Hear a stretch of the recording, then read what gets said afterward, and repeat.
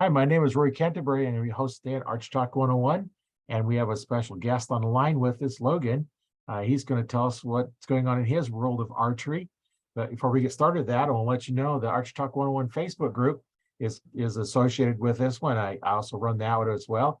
That's a group for those that want to get into archery, and whether you're beginner or advanced, professional, Olympic archer, we have all of them in the group. If you have a problem with your form or your bow, just upload a video and tell us what's going on, and we'll gladly give you a little hand. Well, welcome to the show, Logan. Thank you. How are you doing, Roy? Doing great. Another Father's Day. We're recording this one, and you know, us fathers need to have fun on Father's Day. Yeah. Happy Father's Day, everyone. Beautiful Sunday here in Iowa. Yeah, and it's a nice day here in Nebraska. We're not too far apart. I'm in eastern Nebraska between Omaha and Lincoln, and I forget where you're at in Iowa, but whereabouts in Iowa are you from? Oh no, I think it froze. There we are. Yeah, okay. Yeah, darn internet. I thought it might be my end because I actually got a program running in the background that's rendering a video I created. Actually, the podcast, I recorded a podcast earlier today, and it's gone through, and I made a mistake, and I hit the stop record and had to start it again, and I had to merge them together. Nice. So I thought it might be my end doing that. But whereabouts in Iowa are you from? I'm from Sheraton, Iowa. I'm pretty close to the Missouri border, but I grew up in Seymour, which is even closer. Small town. Okay. Yeah, small town. I'm in Ithaca, in between Omaha and Lincoln, which it's not even a town; it's a village. Yeah. 5 houses. 168 people in Ithaca, and so it's a small village, which is nice because hey, you don't have much going on. Our traffic jams here are 2 cars behind a combine. That's a traffic jam here. That's right. Same here. I'm in a good sized town now, but I grew up in a town about 500 people. So yeah, there can be advantages and disadvantages, but hey, I would rather be here than in a big city. Yeah. And as far as whitetail, you sure want to be further away from population. Yeah, and I see them within a mile of my house. I see them, and we have a big old flock of turkeys that it's around here, and I've seen like probably 3 dozen turkeys in a flock. Within a mile of my house. That's great. Yeah, it's nice to see the populations up on turkey, because then deer's doing all right usually. Yeah. Well, we don't have much pheasant anymore, and I think the turkeys are kind of taking over for the pheasants. And gotcha. Yeah, you don't get as many birds, but they're sure a whole lot bigger. Yeah. We got a decent bird population down here, which I'm kind of surprised by. We've had really bad droughts the last few summers, and but our bird population seems really well off, so that's good. Yeah, that's always good. So what made you pick up the bow for the first time? So I picked a bow up a few years ago, and it would have been probably almost 10 years ago now. And I picked a bow up. I wanted to get in tune with nature. I've been hunting my whole life, but I hadn't bow hunted before. And so I went out and I sat down, and I just did it old style, no stand. Kind of just knew where the deer were traveling, and that's what I went with. So did you start off with the recurve, or just started in with the compound? Compound. Started out with the compound ball, and just sitting up against a tree, standing or sitting up against a tree, old style. I learned a lot. I definitely learned a lot of what not to do. Yeah. Well, lots of times learning what not to do is better than trying to figure out what to do. And there's been many cases where you failed multiple times and then you got it. Yeah, that's right. I like to use example WD-40. It's water displacement formula. And this is formula number 40, which actually worked. 39 didn't work. So they failed 39 times before they got one right. And the same thing, with sticky notes. they're trying to Yeah. develop an adhesive and found out that was like, oh, it sticks, but it doesn't really stick, and you can put it on and off, and sticky notes. Yeah, yeah, that's right. You got to fail to get where you want to be. That's the same Yeah. with bow hunting and about everything else outdoors. Yeah, you go in there and you do something wrong and you spook the deer off, then it's like, well, don't do that. Yeah, Or that didn't or you work. or you draw back and shoot your arrow and completely miss the whole thing, and then later on then you take a practice shot out of the same stand, hit the leaf you're aiming at. Well, I better aim next time. You Yeah, can't right. just point. You just can't point it at the deer and expect it to go where you want. And then there's the famous, oh, I got this one, and oh, I didn't realize there was a stick right there.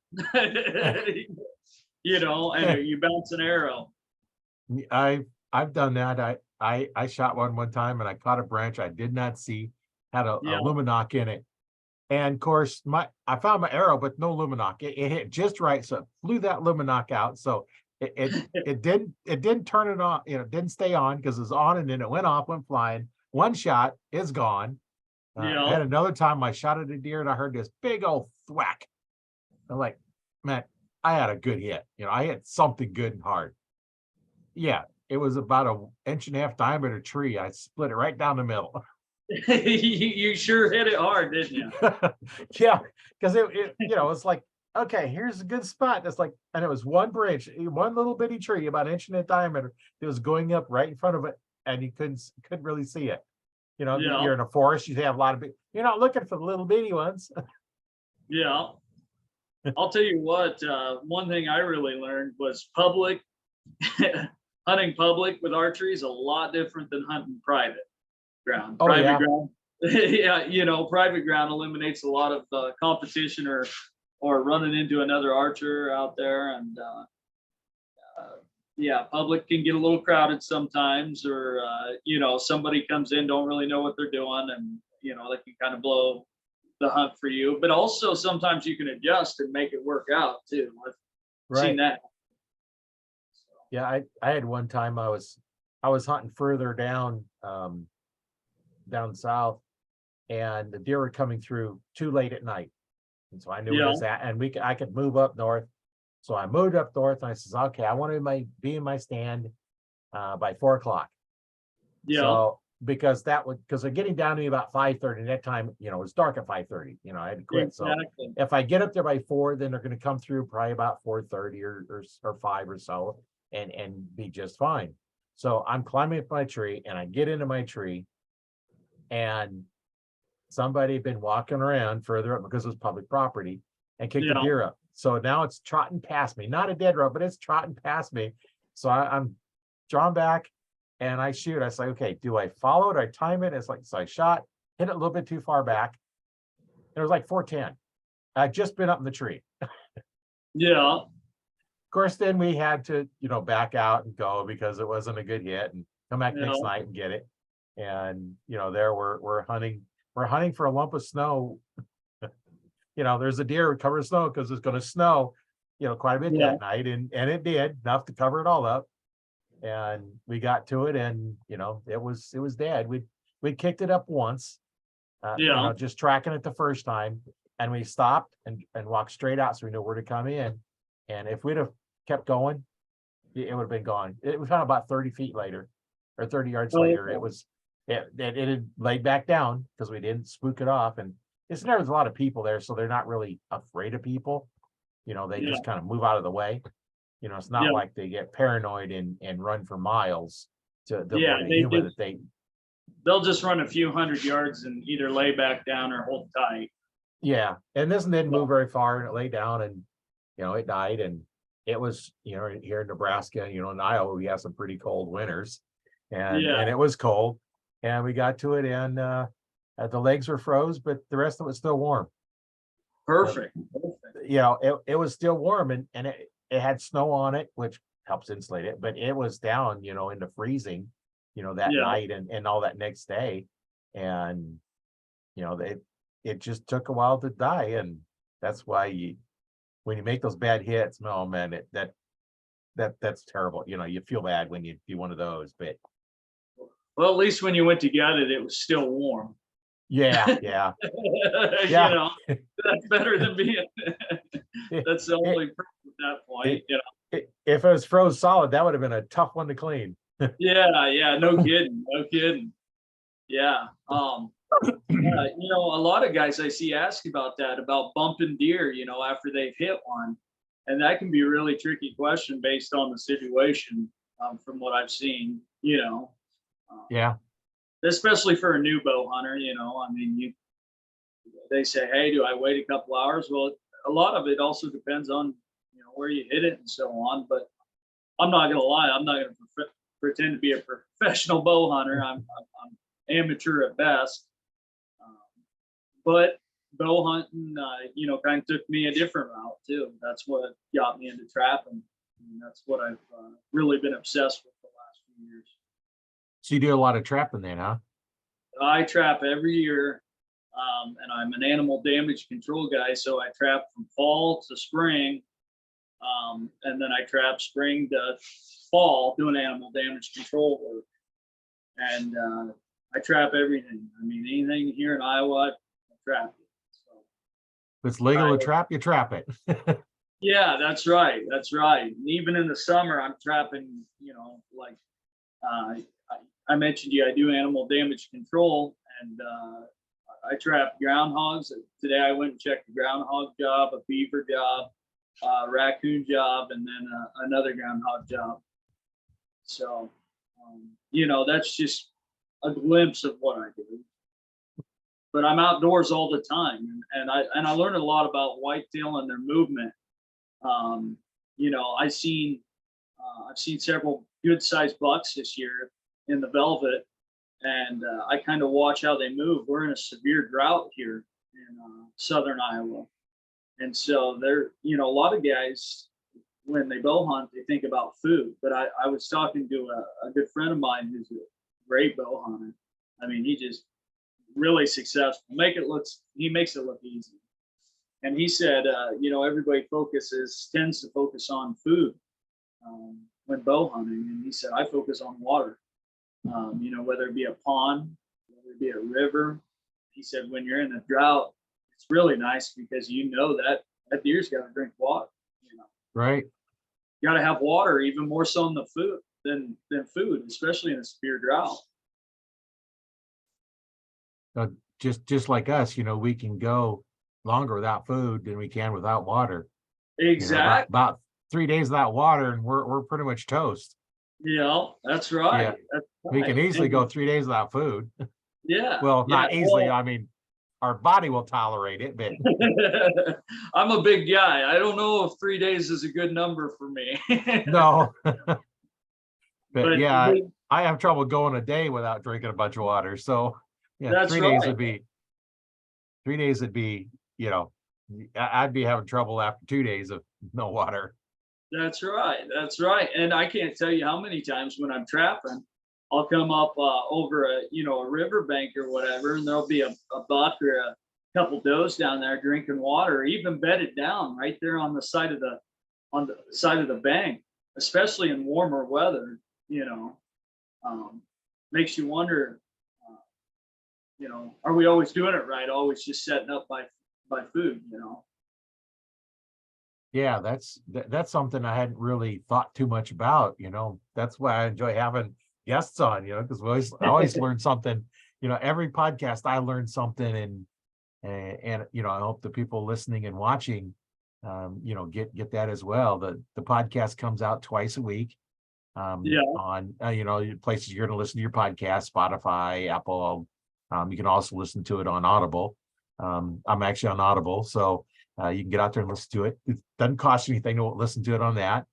And then the YouTube channel, you can get to watch them and interact with us. And then, of course, like I mentioned earlier, Facebook group, they actually get to send comments in.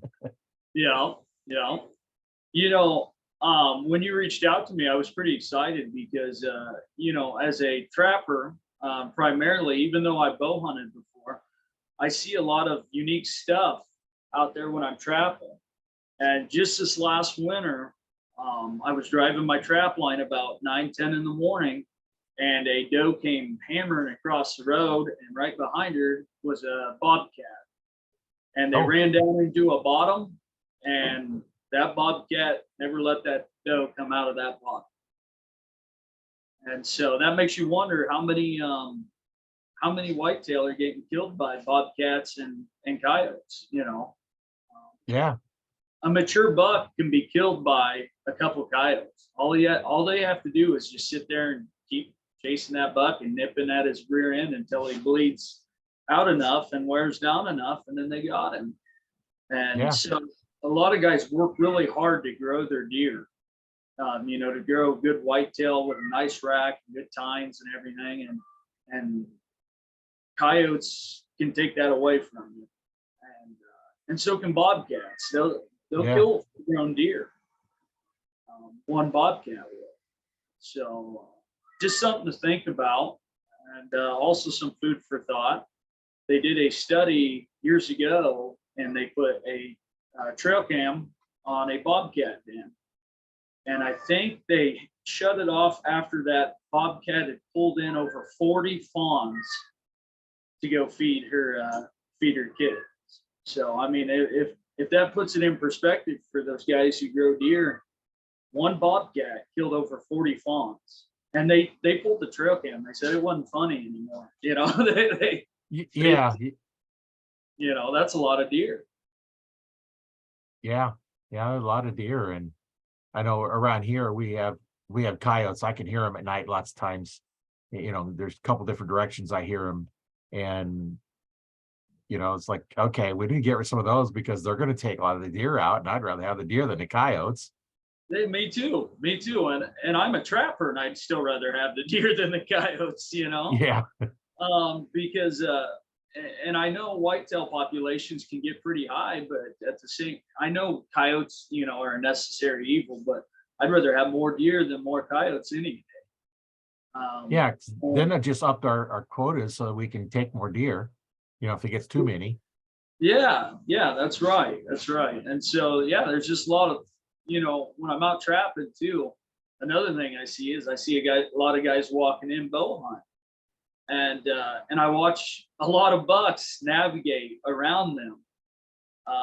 And so that's pretty interesting because there's one river bottom where I trap, and I drive down it, and it's a couple mile stretch. And there's about 6 to 8 bow hunters that set up on that one bottom every day. And I watch a couple monster bucks navigate around all of them and come out of that bottom right at the road, and then just be standing next to the road looking down into those bottoms at all those bow hunters. Like, man, you gave yourself away or something, you know. It makes you wonder what that buck's seeing, you know. Is he seeing you? Is he smelling you? Are you going in the same route every time, and he just, you know, picks up your scent and decides to go around that whole area completely? You know, it's interesting. Yeah, I've heard stories of stuff like that where they just walk around and avoid you. And I know the area we're hunting that is talking to the wife of that owns the land, and she said she was down there one time and seen it's probably my son up in the platform he built, and it's like he was out there looking. The deer was basically underneath the platform, had snuck in on him, and it was like, she's kind of thinking, turn around, it's behind you. Yeah, almost thinks you need a scouter, you know, if you're watching you, give you a quick text or something, you know. Yeah. The fact that, you know, they classified that as illegal, but still. Yeah. And you know, something interesting is when I see a lot of these bow hunters, I'll try to give them advice, and some of them just totally disregard me because I'm a trapper.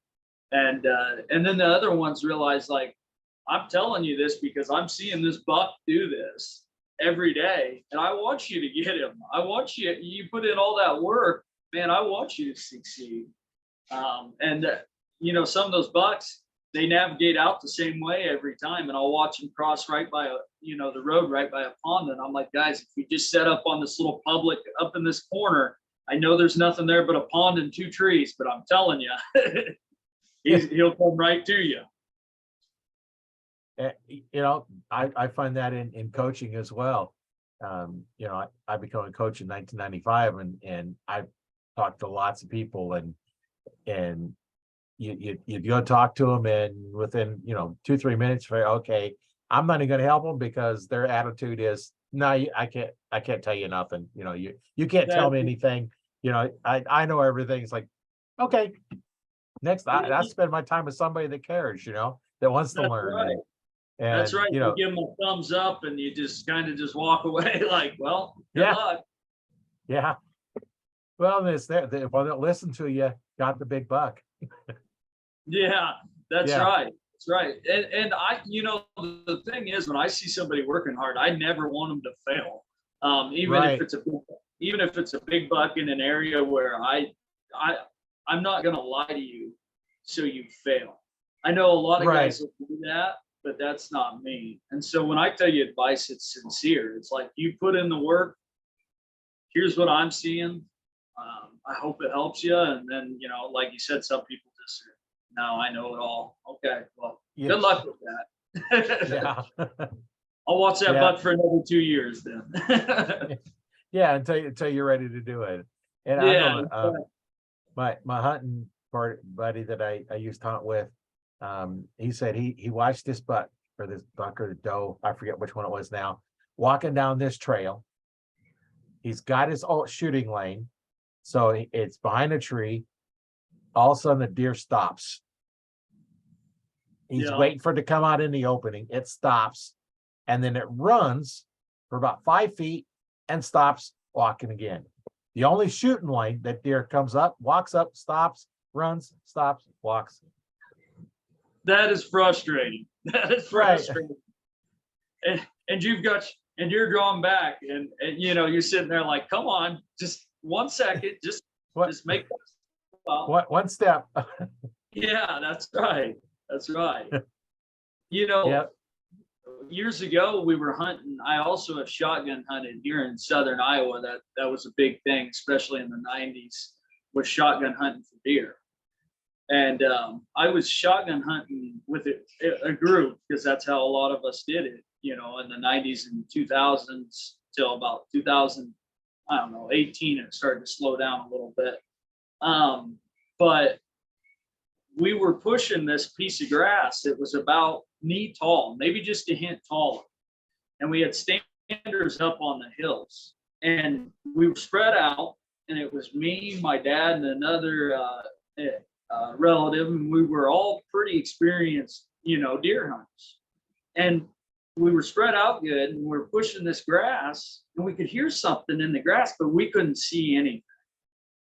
And so we just kind of kept paying attention.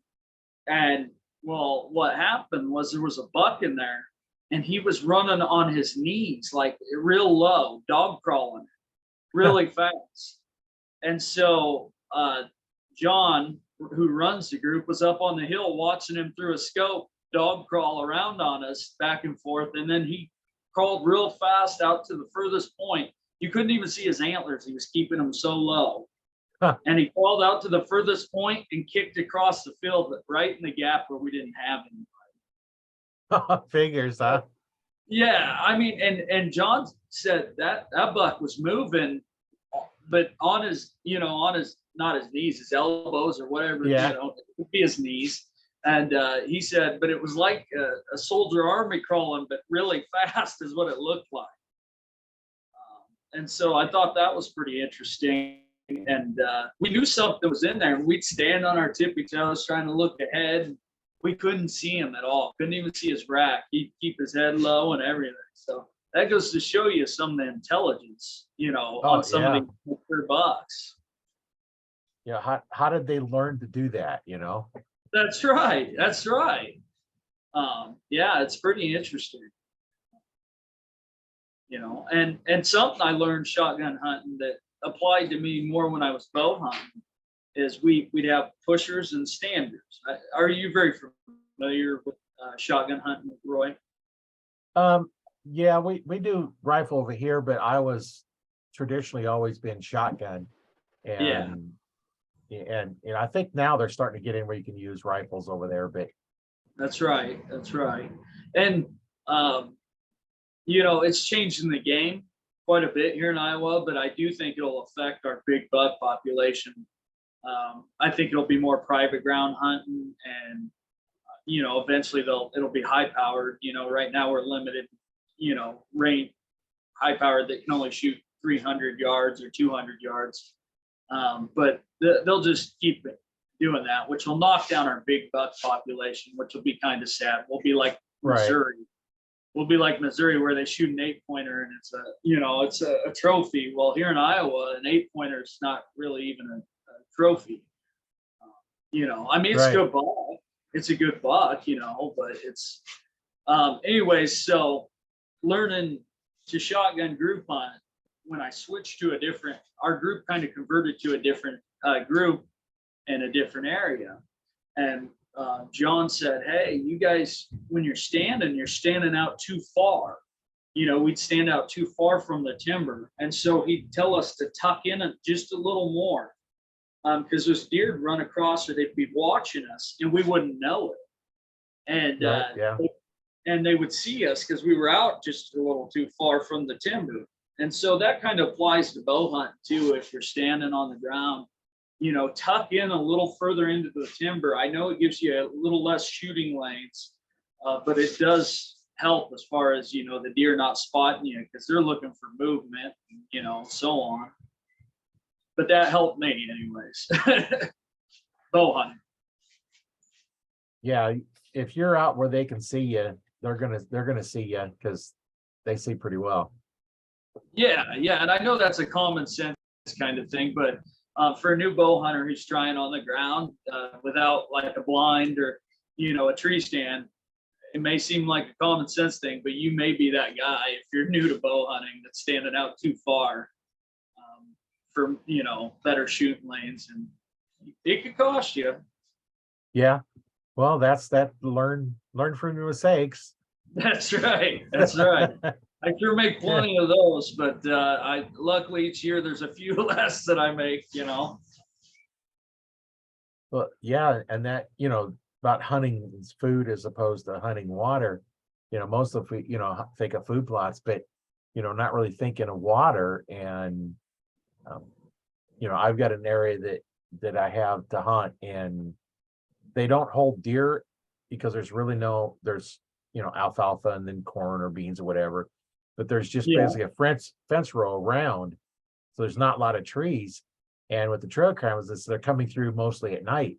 Well, I did find back in February of this year, there was one spot they were coming out during the day, but there's no water. Plenty of food, but no water. The closest water is a little ways away, and so that's something to think about. Maybe it really is. Instead of putting a feeder out there, put water out there. That's right. I mean, it really makes you think. And another thing that I do with trapping that can relate to bow hunting is you use the terrain to your advantage when you're trapping. And when you're bow hunting, like a perfect scenario for me in my eyes, and I've seen guys who focus more on food hunting for whitetail. Maybe this is something you should consider, that I've noticed, is there'll be a hill that slopes down and you'll have a pond, and there's just a little travel way in between that, that hill and that pond. Well, sometimes there'll be a tree or something right there. That is a great spot. I mean, that's a great spot for coyotes and stuff too. But your whitetail, I mean, that's a narrow corridor right there. So that's something that maybe an outside perspective. I know some guys use this stuff in bow hunting, and it's a common sense thing. But sometimes an outside perspective like that of a trapper like myself might give you a different angle or version to think about, that, where you use that terrain, that pinch point, like we do trapping coyotes for whitetail. Because I mean, I can't tell you how many times I trap coyotes and the whitetail are traveling right there too. Same path. Yeah, the same path. Yeah, they run the same trails. Deer and coyotes do. They really do. And a lot of times, I had a drill sergeant in the Army, and he would tell me this. He would say, snipers in the military focus on people being lazy because we're lazy. You know, if we can Right. travel on a trail that we always travel, that's what we're going to do. Well, he said that, and he was trying to refer to what to watch for with the enemy and what they Right. use against us. But you can relate that to wildlife too. Coyotes and bobcats and white-tailed deer. You know, they will use those same trails over and over again. I call them deer highways when I find a trail that's just been blazed by deer. Yeah. You know, they can find a couple sheds on every year, every spring. Those are good key points to kind of think about, I feel like. Find the path that they're walking and set up on their path. And Yeah, sometimes they exactly. just roaming around so much, there's no real defined trail. Like when I was That's hunting the one public property, you know, there's lots of trails, but they're not anything beat down because, well, there's a lot of campers in there and people in there all the time. So they just kind of wander around, but they stay in the same general area. You know, you might say, oh, this is beat down pretty good. This is a good trail. And you really don't notice it because the one next to it is, not really noticeable that it's a trail. And sometimes you have to just look for the leaves that are knocked down or cleared away or something. And Yeah, and you know, there's a lot of times in like river bottoms or by lakes where I see 20 deer trails, but they all come to one major deer trail. And I mean, that's just, you know, in my eyes, that's gold to set up on that major. Yeah. Find a spot where some water and in between two food plots, water, you know, that's something that I think we need to start looking at too is, you know, where's the water? Because they need food, but they also need water. And, you know, if there's snow on the ground, like, you know, Nebraska and Iowa, if there's snow on the ground, they always have the option of, you know, eating the snow for their water. But,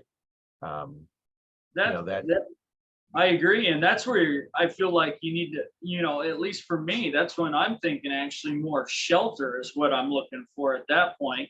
Right. Where's the best place for them to be bedded down and sheltered in at, you know, out of the wind and the snow and the cold, you know. So that I kind of changed my mindset to that. But, you know, during the rut and fall, before the snow kicks in, I'm thinking water and I'm thinking travel. Even when the rut kicks in, I mean, if you're on a main deer trail, you know, those bucks always won't follow it, you know, if they smell a doe, but right. But those does will follow that main deer trail, and if they're following it, that buck sure is bound to come along, you know. Right, they're going to be following the does. Yeah, that's right. And I don't know, just those different perspectives, and that's what I love to learn too, Roy, because like the way you hunt is different than the way I hunt, and there's nothing wrong with the way you hunt or the way I hunt. I can learn from just as much as, you know, we can learn from each other. Yeah, and that's what, you know, so good talking to different hunters. It's like everybody has their own experiences, and you know, if I can shortcut that experience, if I don't have to learn how to do it wrong by somebody else that already did it, then hey, you know, let's learn that. And you know, same thing. If there's something I've learned because I've done it wrong, then hey, let's pass it on, and makes all of us better hunters. And it does. After all, we want the meat in our freezer. That's right. I you know, every year I eat a couple deer through the year. I got 3 boys. Those mouths don't feed themselves. No. You know? And deer chili, or you know, I throw deer in almost everything. A pound of deer meat, a pound of ground beef is a good combination for our family. Oh yeah. And it adds a good taste too. I mean. Well, and that leans out the beef, so you know you can get 85% lean, and if you take 100% lean venison, you know the deer you don't want any fat in it. Yeah, yep, that's right. Yeah, so you trim all fat off of deer meat, and you take as much of the sinew off as you can, because you know those that have it, you know, there might be listening that don't really know too much about it. The difference between a butcher ground and your own ground is night and day. It is completely. Because they don't trim all the fat off, and deer fat smells bad and tastes bad when you cook with it. That's right. That's right. So That's where you want to throw your own fat in, or throw in some beef with some beef fat in, right, right. Because Yeah. the deer is really lean because there's no fat in it because you don't want all that out. Yeah. And I process the deer myself just because that way I That's can cut it the way I want it cut. that's If I how want to take we the always back straps out, cut them up how I want to do. If I want to do roasts, I can do them in the sizes that I want, the quantities I want. If I want to package 4 in a package, because that's what we'll eat in one meal. Because right now it's just my wife and I here, so I would Yeah. package it up. What would we eat in one time? Now Yeah. you with 3 boys, and you might have, your chops might be 6 or 8 of them in there, because that's one meal's worth. So you Yeah. can package them up, and if you go to the butcher, you're going to get them however they feel like doing them, and That's you're right. not always sure you're getting your meat back. They might say, "Yeah, what comes in and go throw this." Yeah, no, you You can't don't know sure that you're it's getting. your deer. Yeah, you don't know for sure. And my wife, she loves a good deer steak and bread and gravy. Like that's one of her go-to meals to cook up. Deer steaks and gravy, and crumble some bread in there. Ooh, but Yeah, there's. I know when I first started getting deer, one deer would last our family the whole year because we didn't know. There's, 3 kids and wife and I, and we didn't really know how to fix them, the best way to fix them, so we didn't really eat much. And then yeah, it got down, it's like, one deer don't last long. And I know one year I had a freezer with a moose in it, and I had deer in there. It was completely full, and I got another deer. Now what do I have no freezer space. I can't freeze it. yeah, So I started making jerky out of the dehydrator. That deer was gone perfect. within 2 weeks. It was gone. Yeah, Because my kids say, "Is it ready yet? Ready yet?" And I'd marinate it in it's a Claude's sauce made in I think San Antonio, Texas. okay. It's a brisket marinade, and it's really, really good. And I'd marinate in that. And as soon as it was done, we'd pull it off the dehydrator, and it's one of those, with the round trays on it with the fan in the bottom. So it did Yeah, pretty quick. As soon as those are off, by the time I get the next batch done, those are about gone. And so yeah, I think it was 2-3 weeks, and that whole deer was gone. I made jerky that's out of awesome. everything. The whole And, deer went and into jerky. and you'll never have more friends than you have when you make deer jerky. You know what I Yeah. mean? Like friends come out of the woodworks. It's like winning the lottery. 20 people are like, hey, I had your back in '94. Yeah. Yeah. Yeah. And Yeah, a lot of us say, you go out deer hunting, and it's like, oh, give me a steak. yeah. Okay, I'll call you when I get ready to haul it out, so you can help me haul it out. And you call him, it's like, That's oh, I'm that's busy. right. And then it's like, okay, I'll call you and get ready to dress it. No, I call him up. No, I'm busy. Yeah, but where's my steak? Yeah, that's right. They don't want to put in the work, but they'll sure take that steak if. Yeah. So no, those that come help, hey, why not? I know the first time my brother and I field dressed the deer, our cousin, which lives in Iowa up by Woodbine, he got a Okay. deer, and he said, I'll split the deer with you if you want to cut it up and package it for me. I was like, okay. So we Yeah. didn't know what I was doing. So we got some stuff on it, looked up some how to do it, and we cut it and packaged it up. And that was the first experience at doing a deer. And now there's a lot of tricks that you learn. And one thing we And it's learned by fun. accident, yeah. And you get, it's good meat, how it's cared for. Yeah. You know, you package it the way you want. If you want it, like I did some pepperoni sticks one time, but I didn't want to put them in the skins. So I just put them in made them round, froze them, and Yeah. then, had them all ready, and do hamburger and everything else. You can have them all ready, and freeze them and separate them with, plastic wrap or uh, You're wax paper, and go from there. So there's all kinds of stuff you can do. you're Make it the way making me you want. hungry, bud. I know. I'm making myself hungry. It's like, I gotta go get something to eat here pretty soon. I know. You're talking about all these good ways to make up deer meat. And I'll tell you what, it is a passion once you start handling the meat as well. It goes just as much with actually going out and killing them. It's just as fun to get home and process that meat the way you want it, and then cook it up. Like you say, you learn tricks over the years, and man, you kind of look forward to that meal at the end of the day that you brought home. Yeah. Well, and probably, I've went to restaurants, that are high-end ones that when you go in, they're black tablecloths and they have the guy that expedites the orders, and the menus just have 2-digit numbers for a price, just no dollar sign, just 2-digit numbers. Yeah. And it's not like it's $12.99 for a steak. It doesn't Yeah. say $12.99. It might just say 20. No dollar sign, Yeah. nothing. And I went and had a really good steak in there. The only thing that comes close to it, most steak restaurants, I'd rather have a hamburger because they can't cook them very good. But Yeah. the best time I had meat that wasn't kind of like from one of those places was I pulled the tenders out, fired up the grill. I threw them on the grill. And, a tender, for those that don't know, gets Oh, yeah. narrow at the ends. So it tapers down. And Yeah. I'm watching it. Okay, took my knife or my fork in the end of it, knife, cut off, ate it, cut off the other end, ate it. As it's cooking in, I'm eating it as it's going. Oh man, that was so good. That sounds good.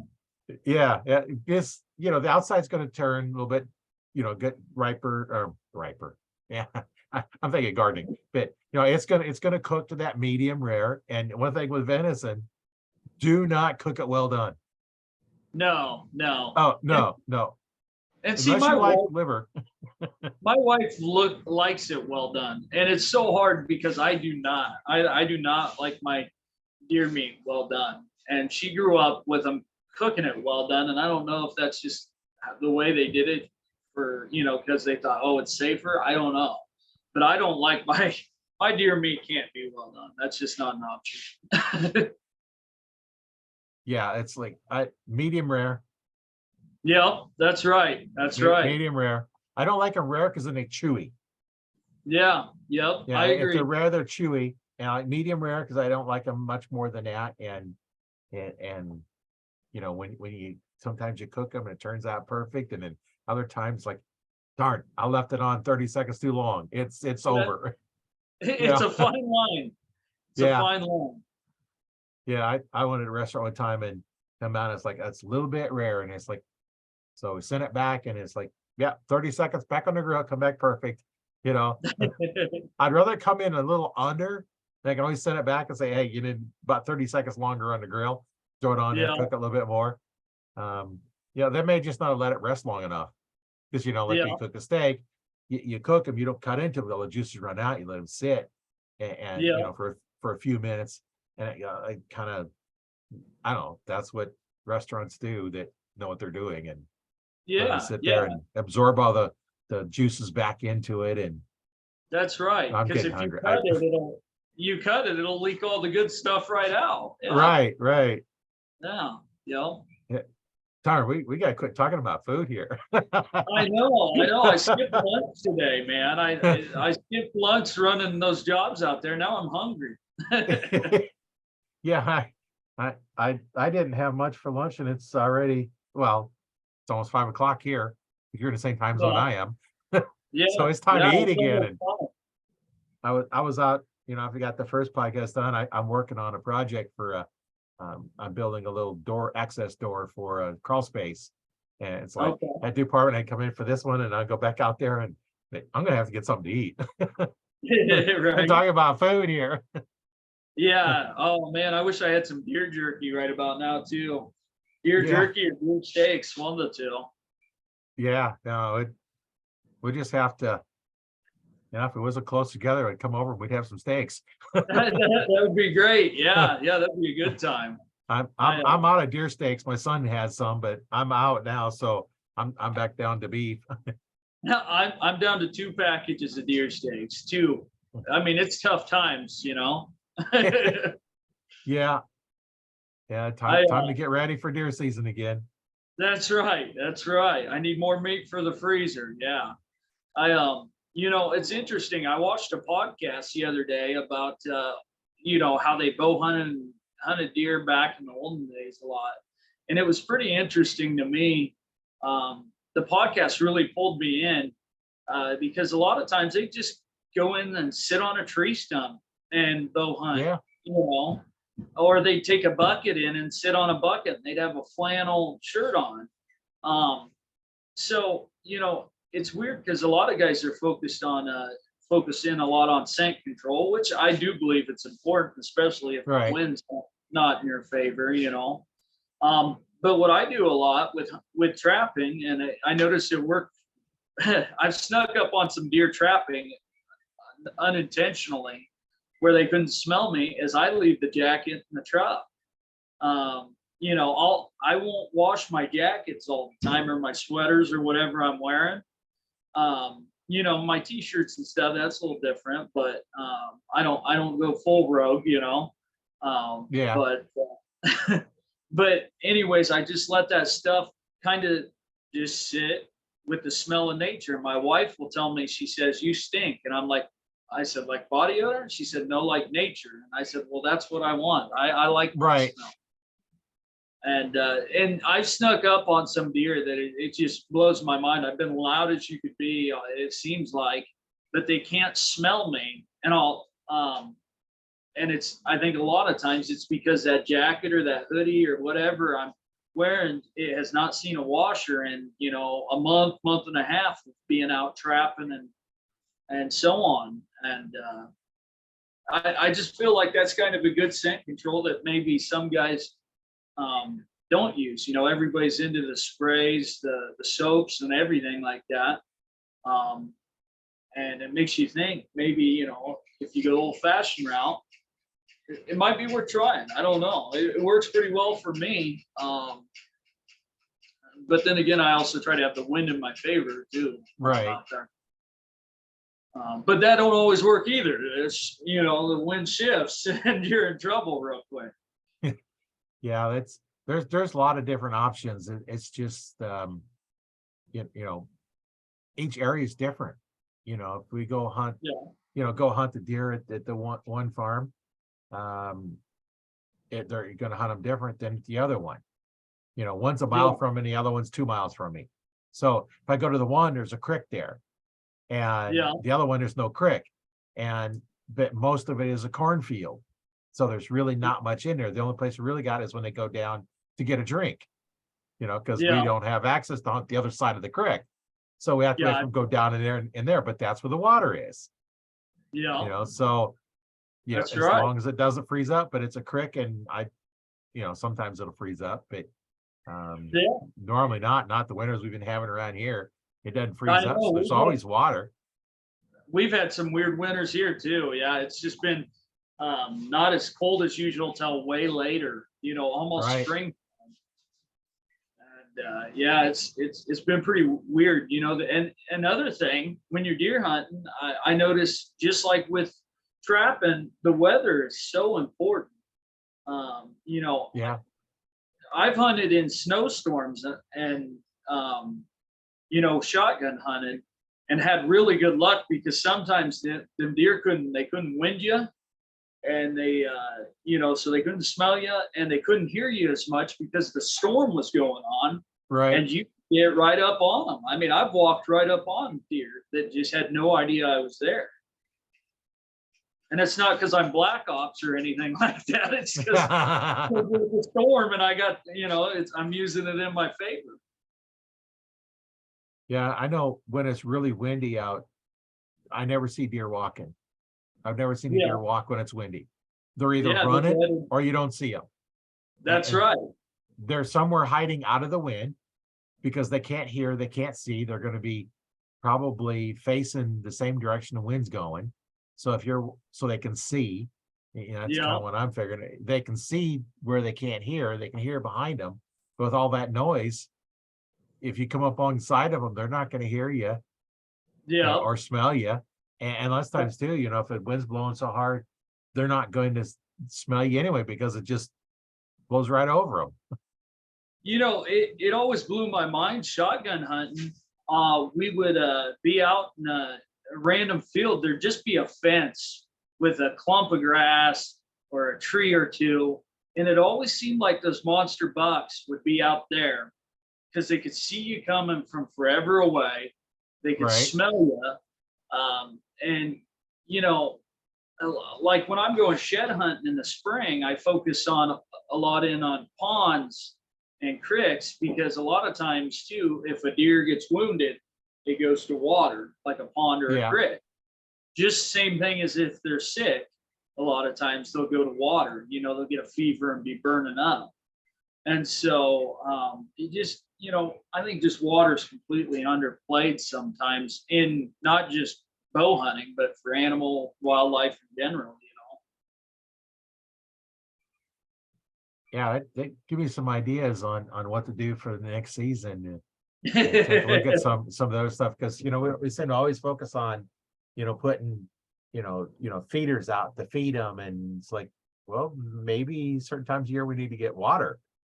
Yeah, yeah, and a lot of those feeders and those deer, they'll wise up to that over the years too, and like your mature bucks sometimes they'll just go ghost mode come bow season.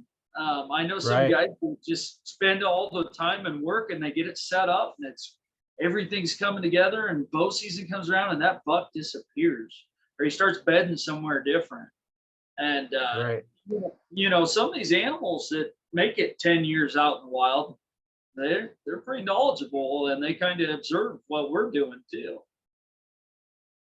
Yeah, I've heard that many times where we might be patterning them, but they're also patterning us. That's right. That's right. I mean, yeah, and it's just a lot to think about. It's kind of interesting. That's what should soak you into bow hunting.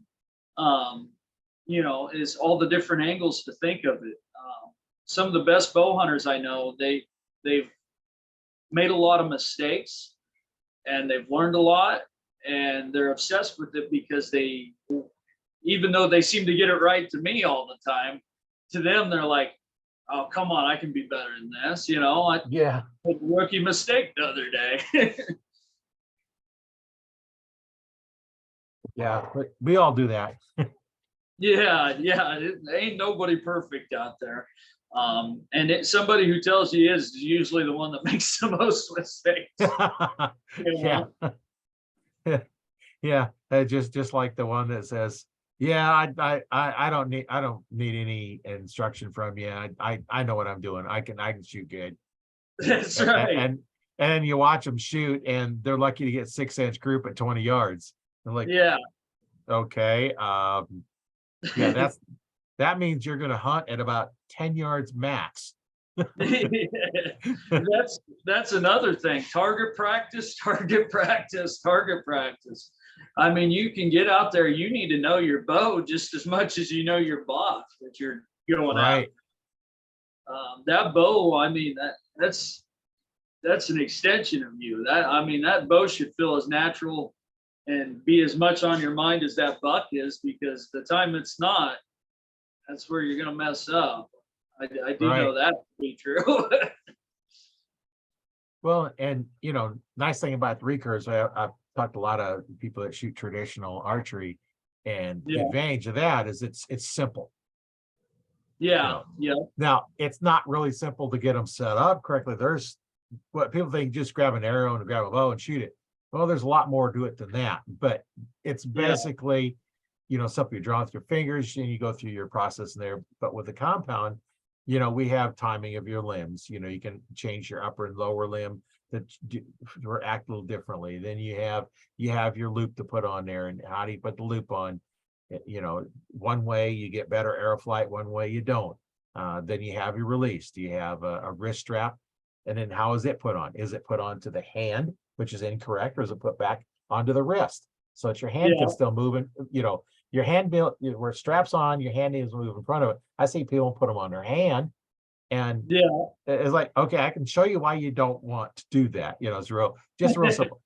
Take your hand and grab onto your hand and pull. Where do you feel the pressure? You feel it in the wrist, you feel it in the elbow, and you feel it in the shoulder. Now grab your wrist. Now pull. Where do you feel it? You don't feel it in the wrist. You don't feel it in the elbow. It's more in the back. So because that's where it's meant to be. Yeah. right, that's where it's meant to be, not on the hand, because it kind of tries to separate the hand, Yeah. and then you get the handheld ones, and it'll try to use your thumb to pull the trigger.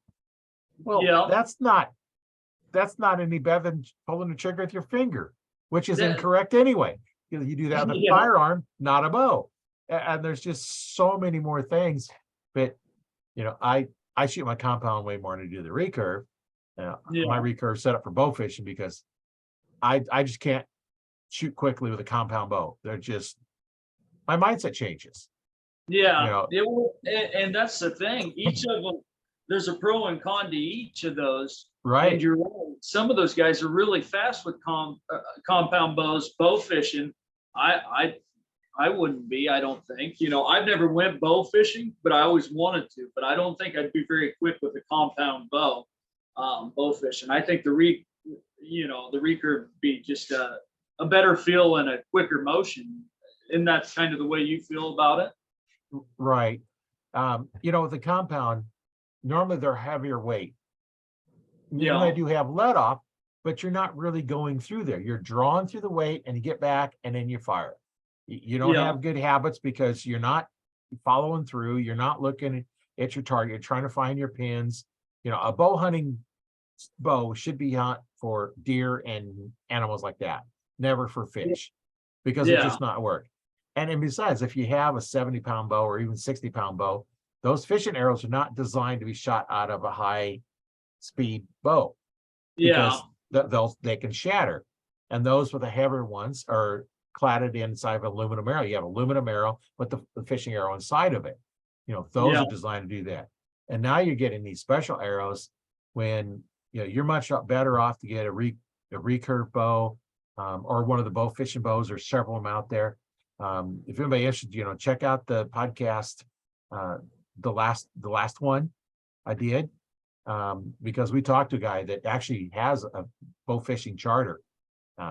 So he does all that. And we went into quite a bit of detail on that. I won't go into it again. You just listen to the last podcast. Yeah. That'd be Take care of that. interesting. But we talked in quite a bit about, the bow fishing, and, you're not aiming where you think you are. Yeah. Because if you aim to hit the fish, you miss it. You have to aim to miss, basically, is what, Don was talking about. That's Because right. it's into the water. And if you look at a pencil going through the water, it actually shifts over. So if Yeah. you're looking at the glass, it's in there. So you got in the water, and then outside the water, it shifts over to the right. If Yeah. you're looking at it, it's pointing to the right, it shifts to the right. So that means that where you see it is not where it's at. Yeah. So you have That to makes shoot sense. differently, not where it's at, because you're going to miss it. That makes sense. That does make sense. And I see a lot of guys make that mistake. And like I said, I haven't done it myself, but I could see that being a good learning process. Try and, learn through error on that one. If Right. you don't know, and that's why you should listen to podcasts like these, so you can learn that. Take that time out of making those mistakes and costing yourself, headaches. And plus they're fun to listen to. I can listen to podcasts all day. Well, fortunately, there's lots of hours of podcasts. Yeah, you can listen to mine. This is podcast number 105, and the interviews run an hour to 2.5 hours, so we can get a lot of travel time in listening to podcasts, and they're That's I right. learned something from everyone. I learned something, and whether I'm talking to a young archer that's just starting out, or an archer's been doing it for decades, to semi-professional archers, professional archers, Olympic archers. I've talked to them all, and even in foreign countries, it's interesting how you go to a foreign country, like over in Serbia or South Africa or something like that. It's Yeah. archery is still archery. And Yeah. one of the podcasts I did probably a year ago now, I think, I did a history of archery. So I started doing a bunch of research on archery, to find out some information, because I was like, hey, that's kind of interesting. Yeah. And I Yeah. discovered that they have found evidence of archery that's 64,000 years old. I'd believe it. They say that a lot of those simple-minded hunter-gatherers, they called them simple-minded back in the day. Right. That's what the historians refer to them as. But they find out that they're actually more advanced than they believed, and that would make Right. sense that archery was involved in that process. Yeah, they think the simple-minded because they think their mind is so advanced over the other ones. It's like, well, That's right. so we don't do calculus, but you know what? Every time you throw a ball, you're doing calculus. Yeah, that's right. That's right. Because just think, you have to calculate the speed you're throwing the ball, the angle you're throwing it at, and which direction to throw it, so you hit your target. That's right. That's right. They don't factor that in. They call that simple-minded, like, and it wasn't. And a matter of fact, I feel like a lot of those historic hunters that we've developed all these years and came to where we're at now, they taught us a lot. And I feel like their roots are maybe even, since they lived outdoors all the time. Right. I could only imagine how much more they knew than we actually know to this day, even with all the technology and the time, you know what I mean, that we put into it. We still work, a lot of us work jobs, and so actually just been way more advanced and better outdoorsmen all the way around. Probably were. Right. Well, and then you see too, there's a couple books out that talk about plants, wild plants that can basically save your life from, if you're getting, you get stuck in nettles. There's another plant that you can use that will counteract it. And there's all this stuff here, all these medicines that you can come up with just from the plants that now they're trying to synthesize, to replicate what's in nature. But yet then they come in and say, well, no, that doesn't work. Well, you based your stuff on this plant. Mm-hmm. Now you're trying to replicate what this plant does naturally. And and they knew that back in history, and we're still trying to figure it out to this day. So a lot of times, are we smarter? I don't know that we are. We get to go to the store and buy what we need, and when you look at your yard, what in your yard is not edible? The grass, because the dandelions are edible. In fact, people make wine out of dandelions. Because the leaves are edible, the roots are edible, the flowers are edible. Then you have there's like 3 different other plants that grow wild that just grow, that people just dig up because they don't want them, and they're all edible. There's a little plant called sheep sour that when you eat it tastes like lemon. And I was like, I've tried to take a spot and get it to grow there, but it's like wherever it grows, it just randomly grows, and I can't get it, because I'd like to have a plot that has just those in there. But it's unique. We're talking about that and what's edible, and it makes me think a lot of like deer diets. When you're whitetail archery hunting, a lot of times guys grow certain food plots based on what they read and what they see. Sometimes though, like in my neighborhood, there's a big buck, and he's there every year for the apple tree. He loves that apple tree, and he'll come right into town to eat from that apple tree. So, I mean, we're talking about everything that's edible in our yard, and you start to think about diets of animals and any animal, really. I mean, I know for instance, I did a video on my YouTube channel a while back, and it was about cats, bobcats, and canines, or any cats and canines, and they're attracted to random flowers or different things in nature, like herbs that grow naturally and so forth. And a lot of times they're using that now with whitetail hunting, and there's attractants that you can use that are found right there in nature. So it makes you wonder, when you grow these food plots, everybody just goes with what's put out there industry wide. But I Right. think I almost think the guy who thinks outside the box is the one who's going to win that.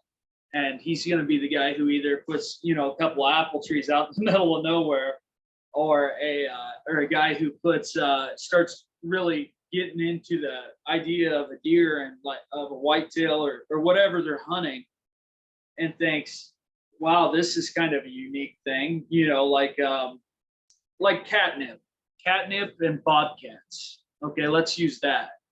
Catnip is very attractive to bobcats. Okay, and it grows naturally in nature, and they get obsessed with it. Okay, Well, your so house cats do imagine, the same thing. yes, they are. Yeah, house cats are the same thing. My dad he's hunted everything, and he's archery hunted for years. Matter of fact, he's a much better archery hunter than I am. Much better. I'm an amateur. I'm bottom line. He's moderate, but as far as an outdoorsman, he's very well rounded. And my dad would tell you that we need to back off and really think of the whole perspective of the animal. Whatever you're hunting, whatever you're trapping, but with bobcats and catnip, there's got to be things like that that trigger whitetails more than just planting clover or deer love clover, right? I mean, we know that. Right. But is there something more attractive to bucks than does? Is there a plant that we're not thinking of? Is there all these guys are putting this energy into food plots? What if you put an apple tree out there? Why not? Why not put an apple tree up in the timber on a hill and have them bucks come up to that? I don't know. Just some food for thought from an outside perspective of a dumb trapper. Well, and then too, if you have an apple tree, you always got a snack to eat. Just go That's pick it right. That's right. because it's ready about the same time as deer season starts. That's So right. you go out there and eat your apple, and you're going to release that scent, and then throw the core down, and hey, deer might come by and eat your core while you're shooting it. Yeah, that's right. And that gets me to thinking. Guys talk about snacks a lot, and I see memes posting, where guys forgot their snacks in the truck, and we've all been there. And Yeah. we've all been there. We're sitting up, we're sitting out there, and we're like, can't believe I left that in the truck. I'm really hungry right now. I was going to be out here for 8 hours. Now maybe 6. Yeah. But also guys got to talking about on a Facebook page urinating out of the tree when they're when you're waiting. You're there a long time. Some guys even collect their own urine in a bottle and just carry it in and out with them. But then there's a whole discussion about, can deer tell it's human urine, and does it spook them? What's your thoughts on that, Roy? I mean, do you have any? Well, it depends on what you've been eating. Yeah. Try eating a bunch of asparagus, and then smell your pee when you go pee. Okay, it has a different smell. They've had when I had my store, this guy come in and had these little bags that you pee in. Basically, it's the same stuff they put in diapers. You just pee in it. But I always figured, okay, if I got to pee that bad, I'm going to get down onto my tree stand. I'm going to go walk a bunch of ways away and go pee and come back. How much did I disturb the deer by walking around, as opposed to just peeing off the side of it? Now, don't pee off the front where you're going to have to walk down in it and put your hands in the steps. But I've done this, like, I gotta go, I can't hold it. You got your safety belt on. It's safer, it's quicker.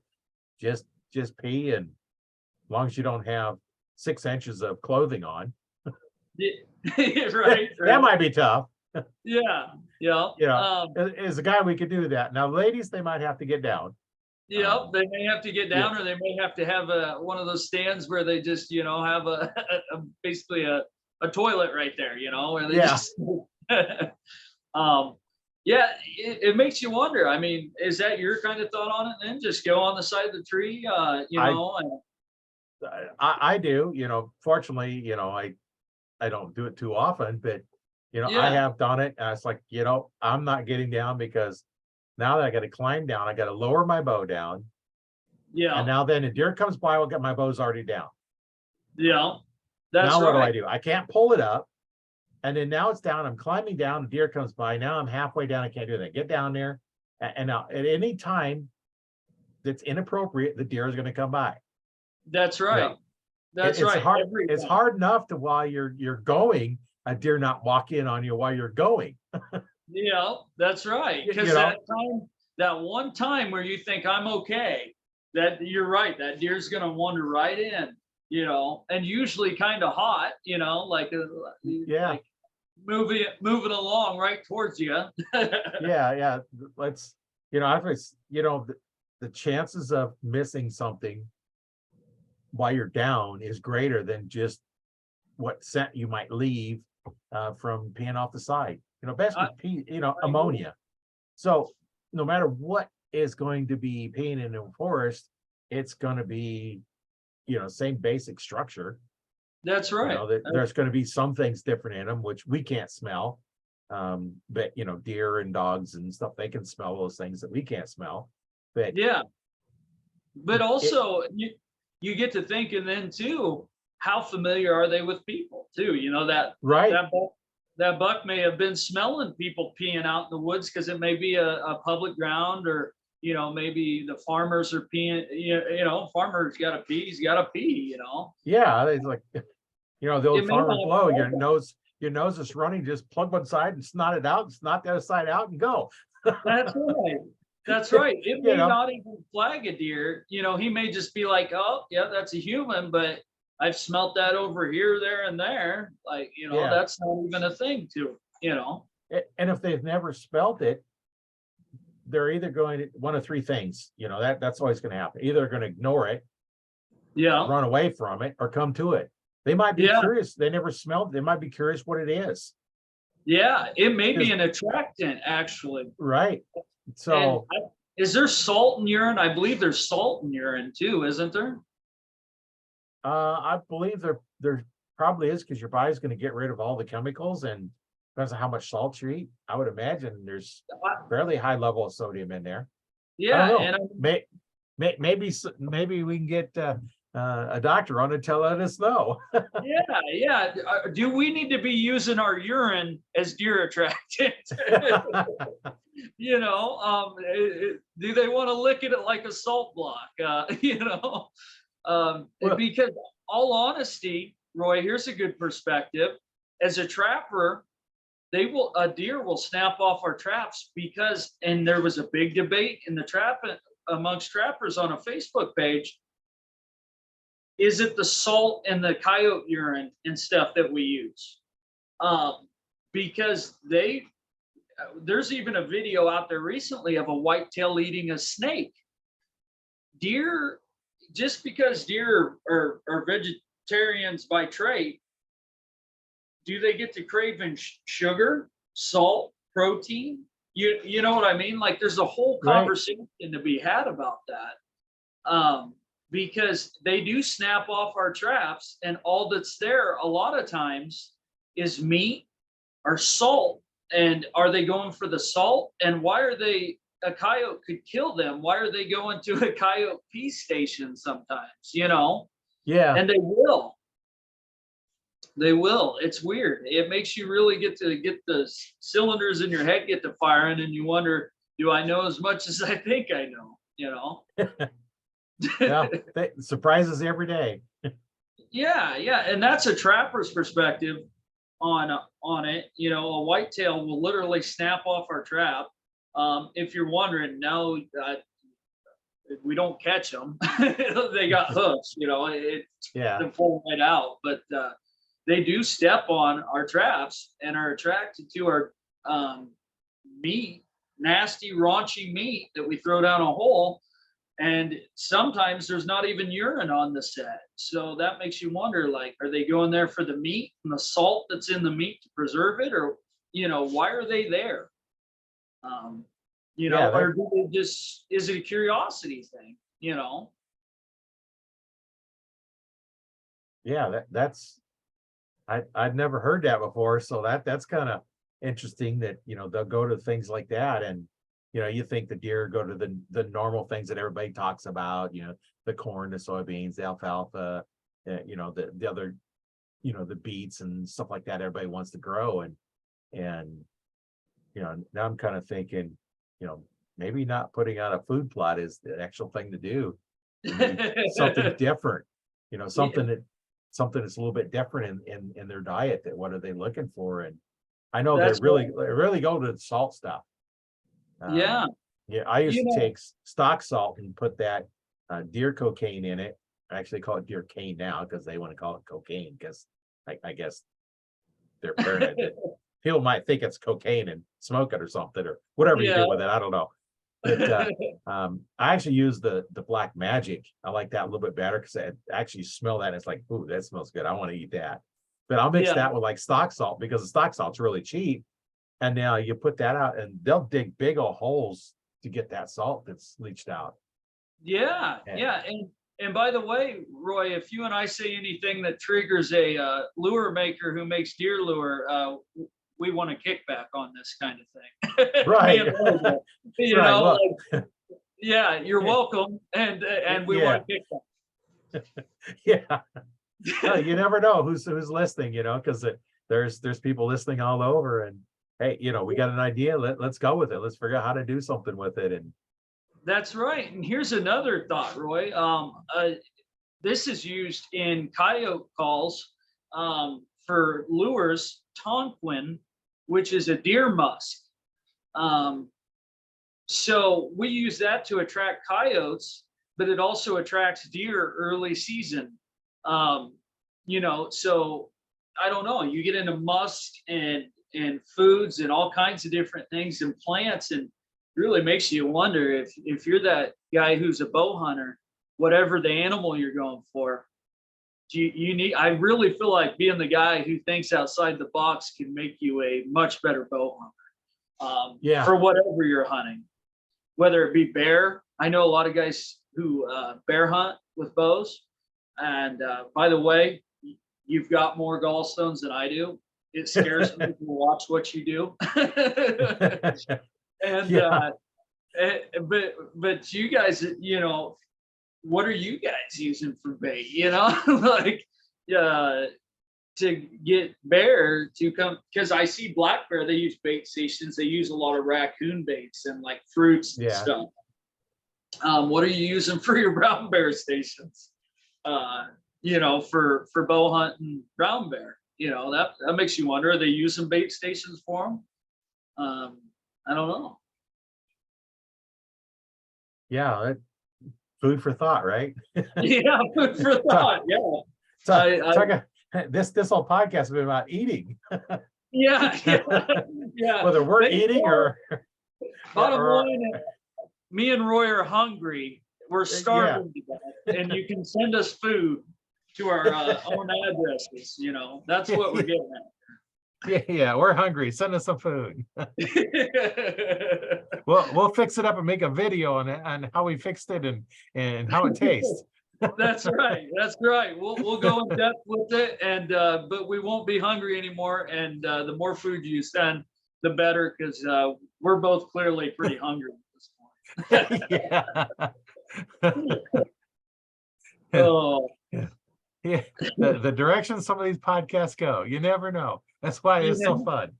Yeah, when you asked me to, when you reached out and asked me to do this podcast, I was like, well, I don't archery hunt as much as I used to. I was never that great at it, but I'm like, you know what? This might be interesting, especially when you said sometimes it heads in a weird direction or a unique direction. Yeah. The only requirement is we start talking about archery. Yeah, that's a, and notice that's I said start. That's fair, and we've linked a lot of stuff to archery. So I've been pretty. Now I got, I'm thinking in my head, I need to go get my bow and and start making some kind of lure for deer. Like, what do I got to do? Yeah, do some testing. And I know there's people out here that have talked to the raised deer, and that's what they do. And And, something like that would be, it's like, okay, now they're captive deer, they're raised, they're, not wild deer, but Yeah. you could put out two different things and see which one they go to, which Yeah. one gets eaten up first. And then That, you can do your test. Okay, this here formula, they ate this before this one, and then put that formula in another one, or two different ones or something, and just say, okay, what are they eating mostly? And then you can kind of say, okay, here's what they want. But yet then it's got yeah. to be, what time of year? Is it spring, summer, fall, winter? What time of the year? Because, Yeah. like you and I, we crave different things different times of the year. Yeah. That's And right. when the That's right. watermelon's ready, I eat lots of watermelon. I plant Yeah. watermelon, and all year round I'm eating sweet potatoes because I grow a lot of sweet potatoes. And Well, so each season is a little different. What's ripe is what we're trying to eat. and you kind of triggered two thoughts for me. Um, so with coyotes and bobcats, my dad always told me to watch your cats and dogs. And you can learn from your typical house cat or canine. You can learn a lot of habits and traits of coyotes and bobcats. Well, if you raise deer, I bet you could sure pick up on some things that us guys who haven't don't know about deer. You know what I mean? Like, I Yeah, feel like that gives you an inside view that some of us don't see to deer and some of their habits. And another thing you triggered, Roy, in my thought process is what you know, it, your average coyote stops and pees every 160 yards in nature. It's like they're enslaved to the idea that it's a territorial instinct. They have to do it. And they do the same thing when they poop. They mark. It's a way of marking, and it's a right. territorial instinct. Now, I don't know. Do they sell whitetail urine? They sell dope pee. I know, right? I mean, I've never used it, but I believe they do sell dope pee. Right. And they do have whitetail, that's specifically whitetail. Yeah, Yeah. yeah, but it But makes you wonder. it Um, depends on who makes it. Some of them are, like pure collected, from it's collected from one deer, and other ones are just kind of mix, and sometimes they're not even all just pure deer, so you that's got to right. look at that. So, those that are putting attractants out, that who knows what kind of urine might be in it. That's right. And in the trapping industry, they sell coyote urine, bobcat urine, and so on and so forth. But there's a whole conversation we've had that's similar to deer urine. Is some guys collect from the same canine, and also what are they feeding that canine? What are they feeding that Right. coyote that they collect in his urine?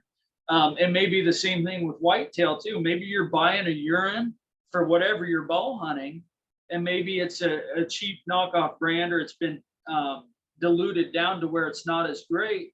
Maybe you need to be looking at a more direct urine with a healthy whitetail on a normal diet. And maybe that's going to attract that buck that you're wanting more than just your generic, or, maybe your quality of your urine you're buying. Maybe that's a whole conversation rather than do they sell deer urine, which I actually knew the answer to. Yeah. Um, Well, and sorry, it's been a long day, guys. yeah. The other option is when you shoot that doe, Yeah, collect the urine from that doe. yeah. That in the trapping industry, guys, we're talking about that. You can freeze urine, maybe freeze the urine from the doe. What do you think, Roy? Yeah, I've actually done that once or twice. Actually, collected the urine from it, but you got to have the stuff ready and be prepared for it. With the syringe to suck it out, and then you Yeah, can't keep it in the refrigerator. You're going to keep it in very long, because it don't take long for it to go bad. There's no yeah, preservatives, so you got to keep it froze and then bring it out and use it. And I almost think the better way would be to take that and soak it in like cotton balls, yeah, yeah. and That's a then good and then idea. put a couple of cotton balls in I don't know how many more, but the old 35 millimeter canisters. You'd pop one of those open and set it down, and then you get Yeah, done, you put the lid back on it. Um, That's a I good don't know if idea. they have anything like that. And now then it's, you get back, you put it in the freezer, and That, after 2 or 3 times out, in the wintertime, it's not going to get really bad, but after a while, then you just dump them on the ground and leave them, yeah, and fill them up the next time. And now what's better than the urine from the deer that you just shot from that area? yeah, that's a good idea, Roy. I really that's a neat idea. Freeze cotton balls with the urine, like you said. And in the trapping industry, they sell these like eggs, and what they do is we put lure in it, and you hang it from a tree.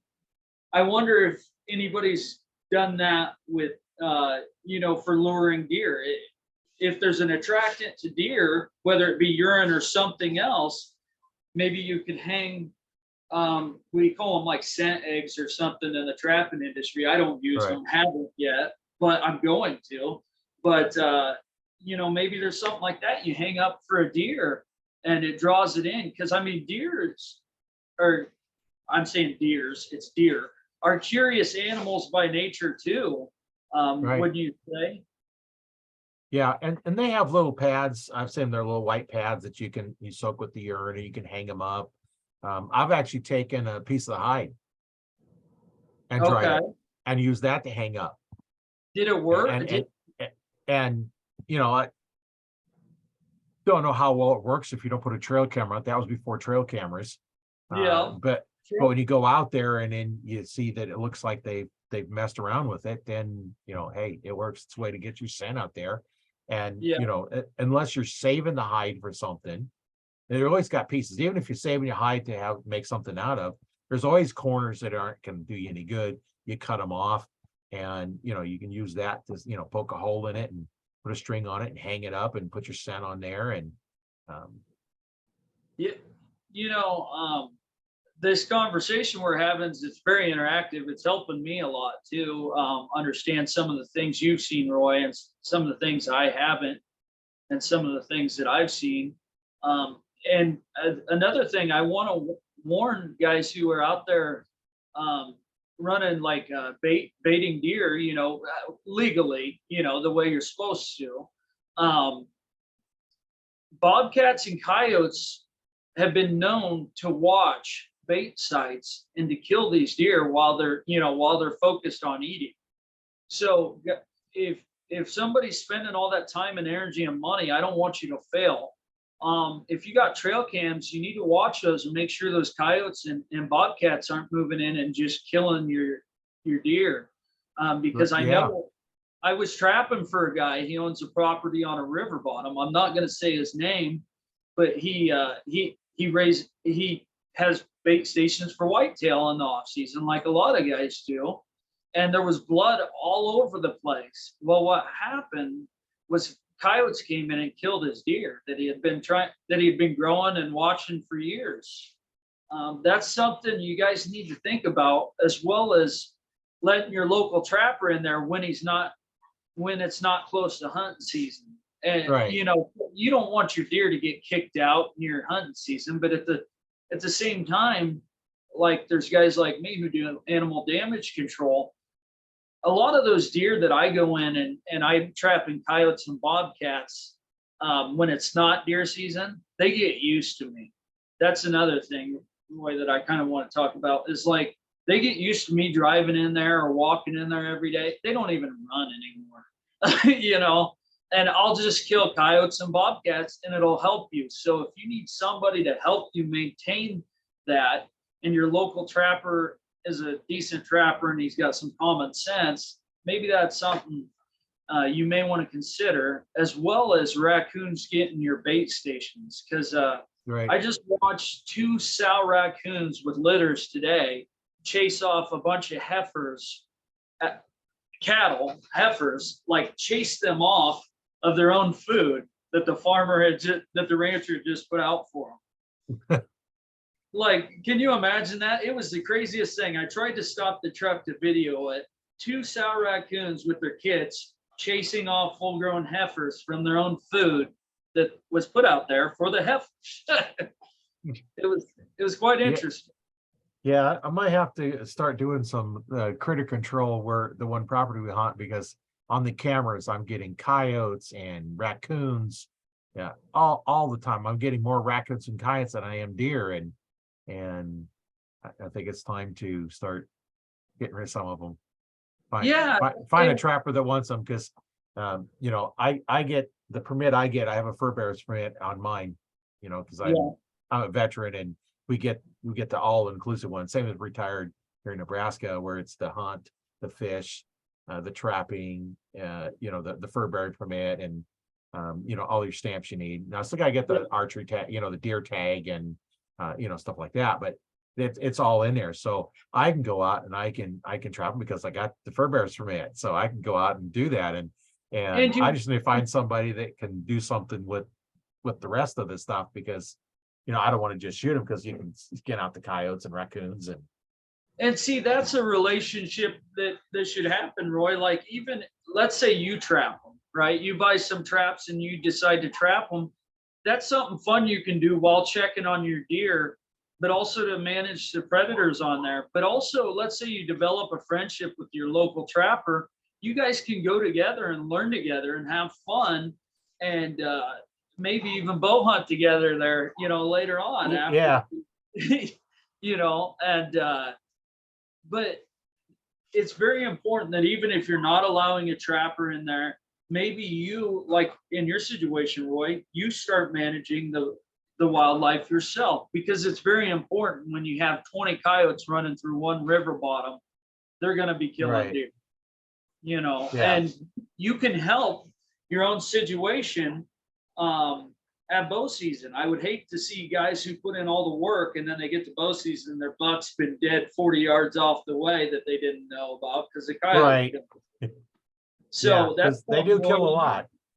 They do. They do. They kill every day. They kill every day, and the colder it gets, the more they kill. That's the Yeah. thing about predators. So. Yeah, that I'll have to check. I do know one trapper, but he's in Council Bluffs. So he's That's a Iowa little trapper cool. like you.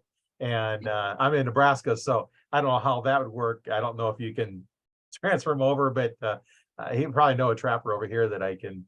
I think I do know a guy. He used to trap. I don't know if he still does. That lives up the street. So I'll see if Yeah, he still traps. And it's like, okay, if I get him here, yeah, can you have him. guys should connect. You guys should connect, and maybe he can give you hints on trapping some other things if you have questions. And maybe if he bow hunts, he can be like, "Hey, Roy, what do you do that Yeah. helps you bow hunt out there?"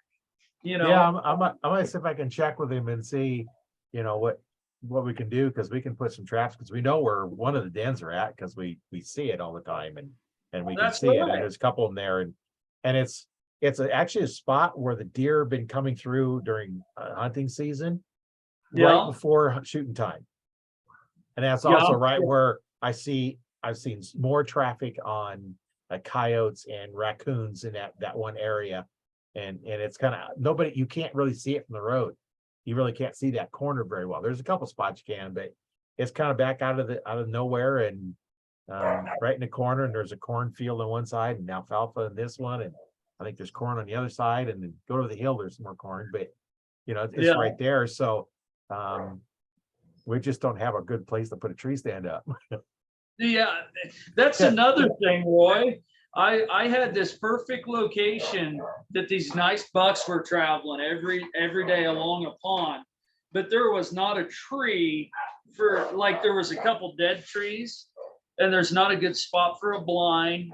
And I was like, you got to be kidding me. Like, how can I figure this out? So I didn't have any ideas because, it's a trail and it goes on the side of a hill, and there's no trees that aren't dead that Yeah. and there's just a little brush there, but the bucks see you coming. So it was just kind of I had that happen to me several years ago, and I was like, and I still can't hunt that spot.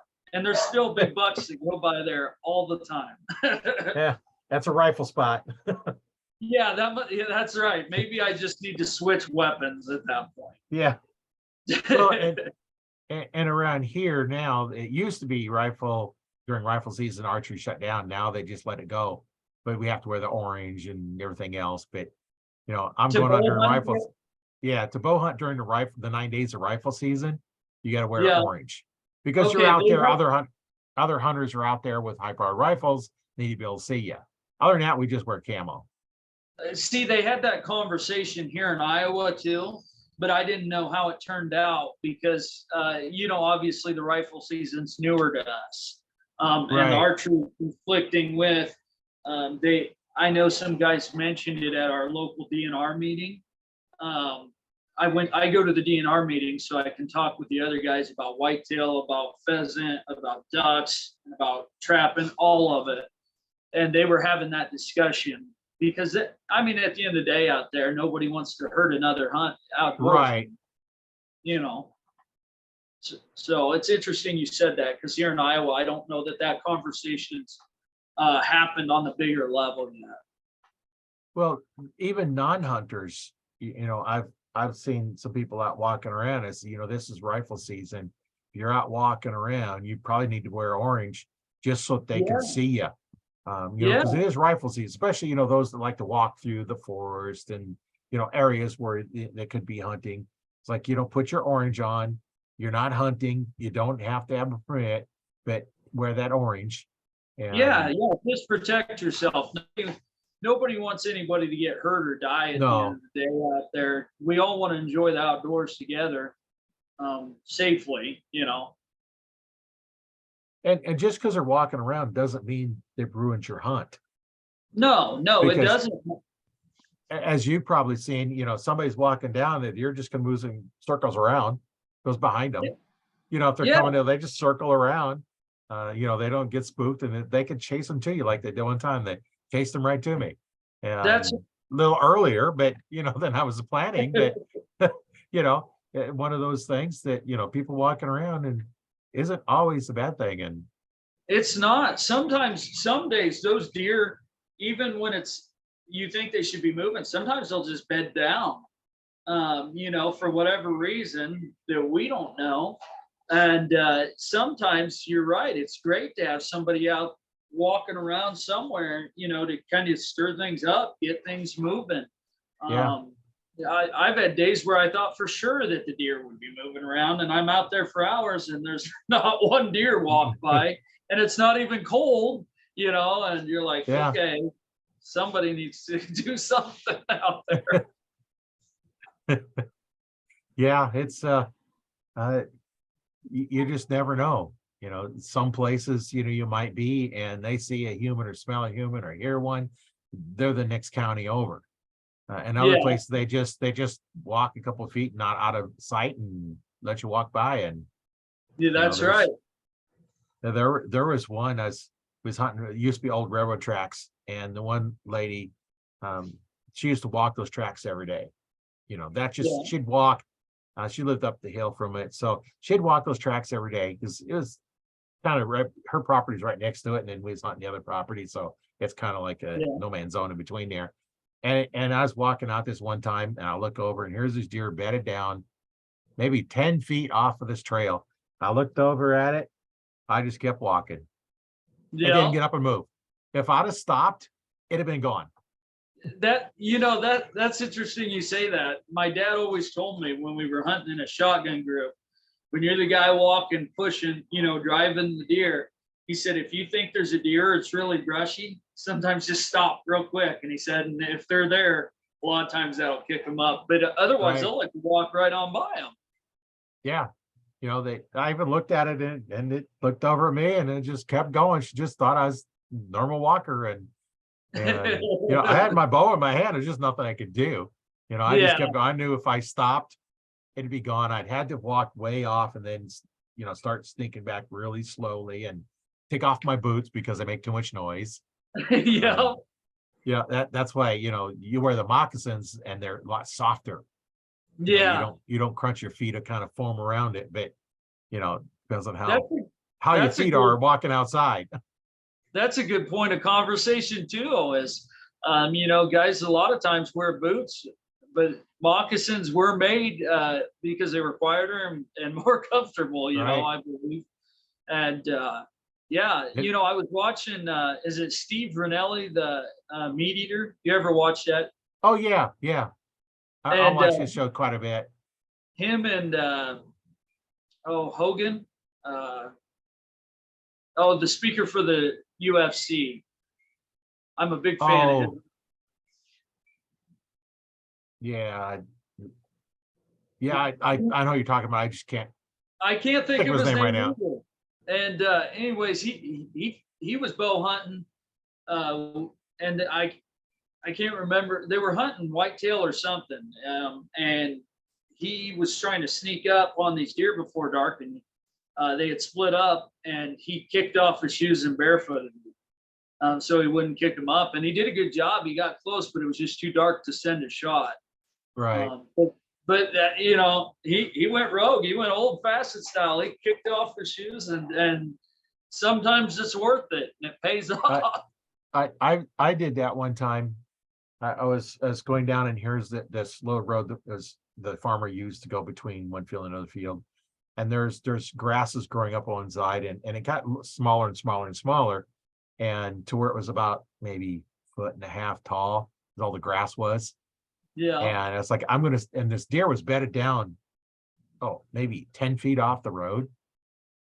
And I took off my boots. So I'm in my wool socks, and I'm sneaking up there, and I got right even with it. I was 10 yeah, feet away from the deer.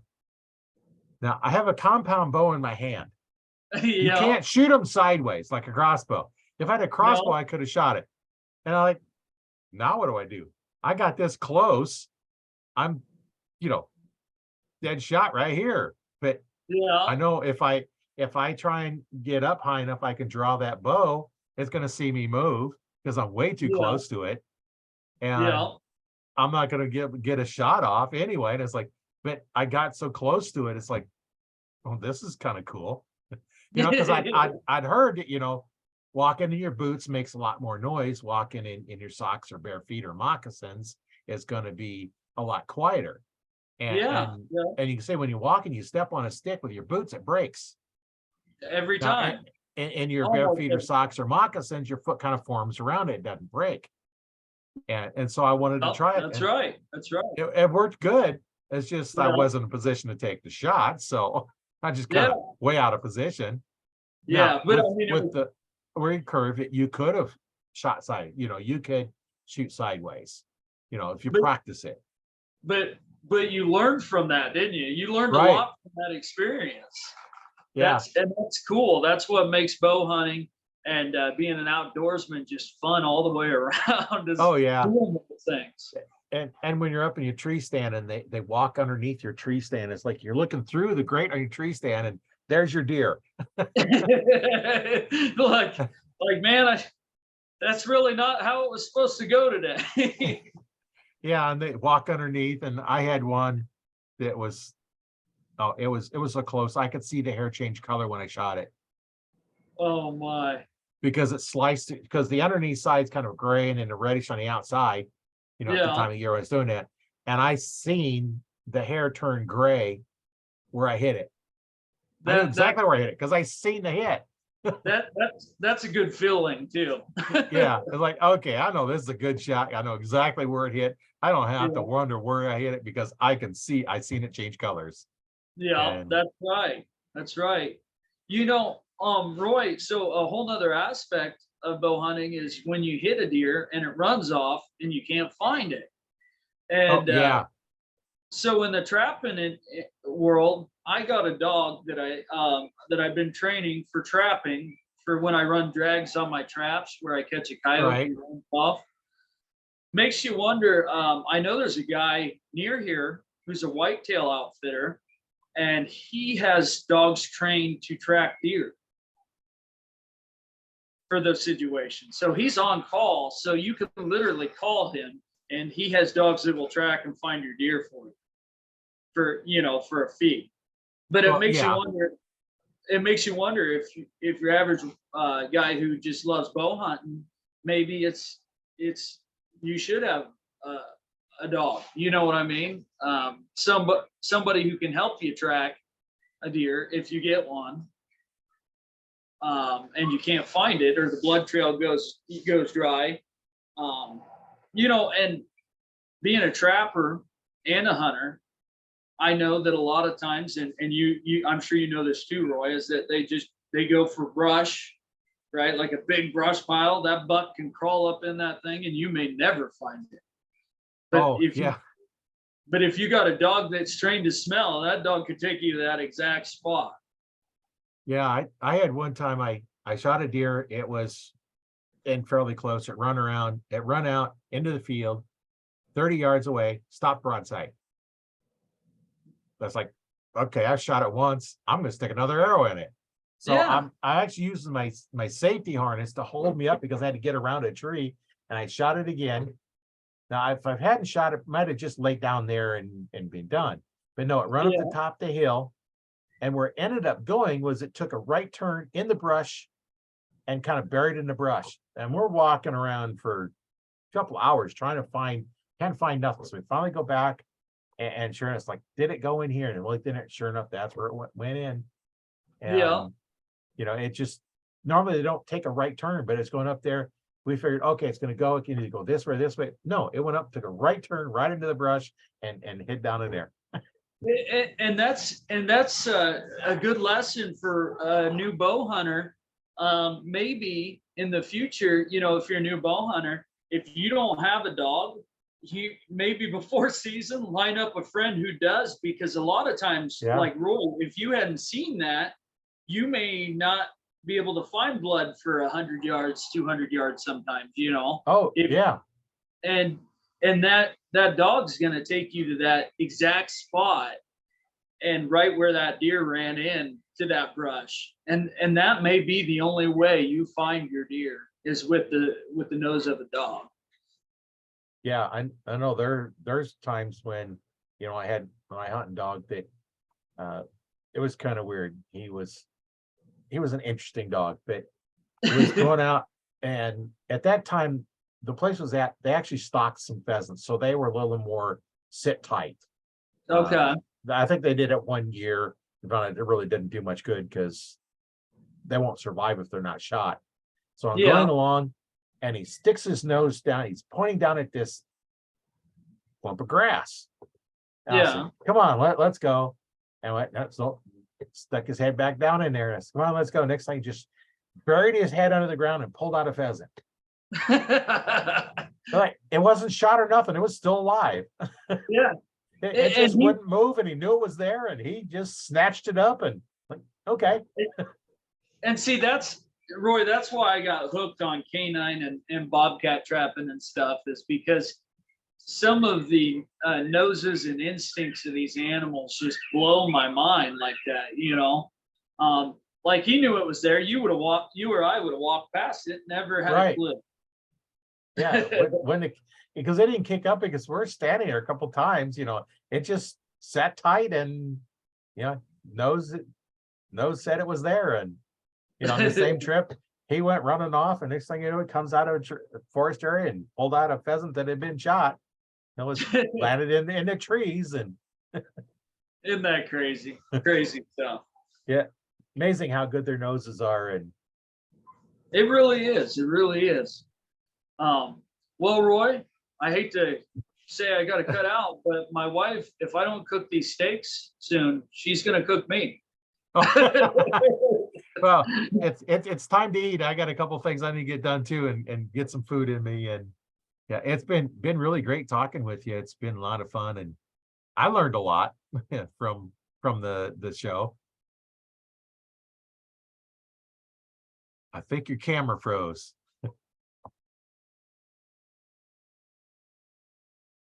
There you are.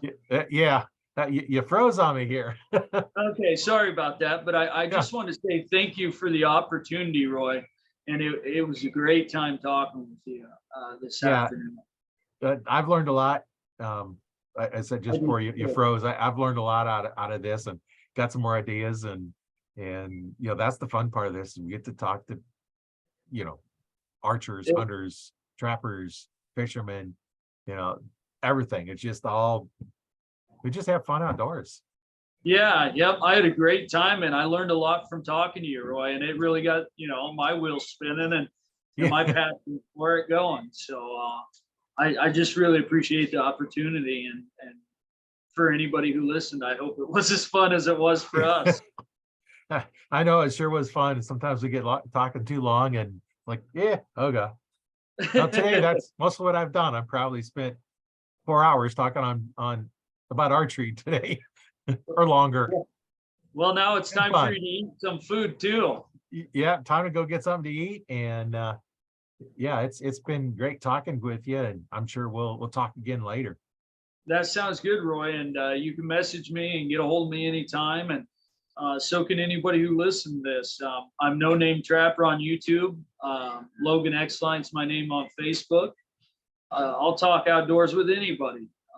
And Roy, you're a great guy. I'm sure you enjoy it as much as I do. Yeah, So, yeah, it's a lot of fun, and yeah, I'll put some links in the description on how to get a hold of you. And okay, I appreciate that. Appreciate yeah, that. my name is Roy Canterbury, and I've been host today on Arch Talk 101 with Logan as our special guest today. And thanks for watching or listening, and we'll see you next time.